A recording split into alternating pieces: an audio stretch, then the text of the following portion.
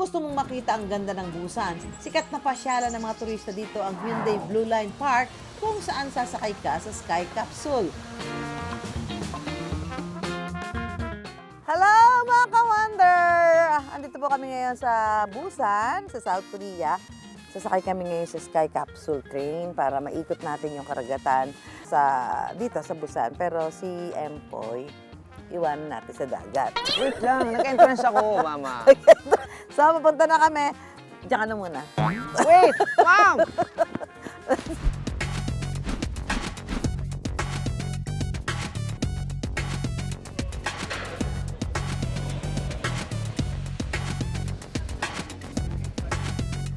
Apat ang kayang laman ng isang Sky Capsule.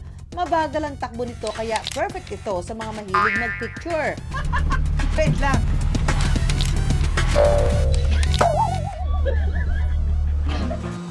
Tanaw dito ang ganda ng dalampasigan ng Hyundai.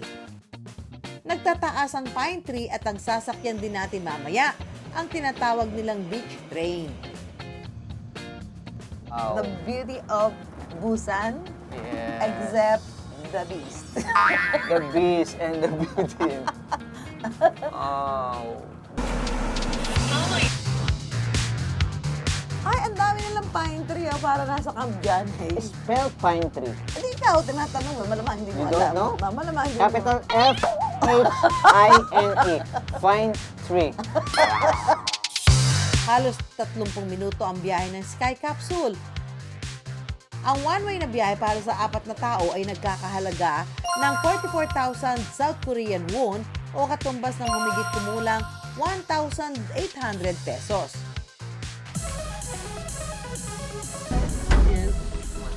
What's your head? What's your head? What's your head?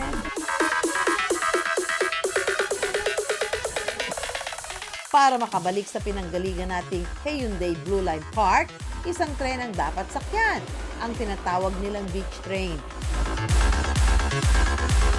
Di katulad ng karaniwang tren, ang beach train nakaharap sa isang gilid ang mga upuan. This is the train to Busan. Yes, welcome to Busan, to the train.